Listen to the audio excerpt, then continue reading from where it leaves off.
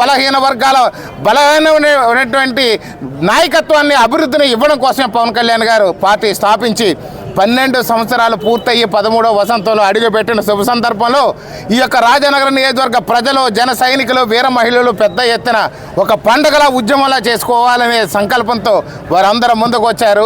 ముందుకు వస్తే ఈరోజు ఇంత ఉప్పెనలాగా వచ్చింది. ఖచ్చితంగా ఒకటి చెప్తున్నాం, ఎవడో ఏదో అనుకుంటే కాదు, దుర్మార్గులు దుష్టులు ఎవడో దుర్యోధనుడికి కనపడినట్టు కళ్ళన్ని పచ్చగా ఉన్నట్టుగా వాళ్ళ దుర్మార్గులు దోచుకునే వాళ్ళకి దోచుకునే మాటలు మాట్లాడతారు. కానీ ఖచ్చితంగా రాజనగరం నియోజకవర్గాన్ని గతంలో ఎవరో చేయనంత అభివృద్ధి చేస్తాము అని చెప్పేసి మరోసారి అందరికీ గుర్తు చేస్తున్నాం. ప్రస్తుతం మేము బత్తుల వెంకటలక్ష్మి గురించి ఒక దరిద్రుడు, నిష్ఠ దరిద్రుడు మాట్లాడాడు.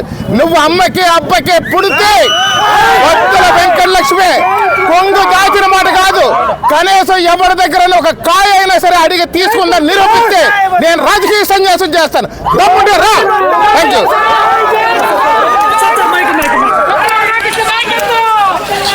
ఒకటి చెప్తున్నాం, ఎవడో ఏదో అనుకుంటే కాదు, దుర్మార్గులు దుష్టులు ఎవడో దుర్యోధనుడికి కనపడినట్టు కళ్ళన్ని పచ్చగా ఉన్నట్టుగా వాళ్ళ దుర్మార్గులు దోచుకునే వాళ్ళకి దోచుకునే మాటలు మాట్లాడతారు. కానీ ఖచ్చితంగా రాజనగరం నియోజకవర్గాన్ని గతంలో ఎవరో చేయనంత అభివృద్ధి చేస్తాము అని చెప్పేసి మరోసారి అందరికీ గుర్తు చేస్తున్నాం.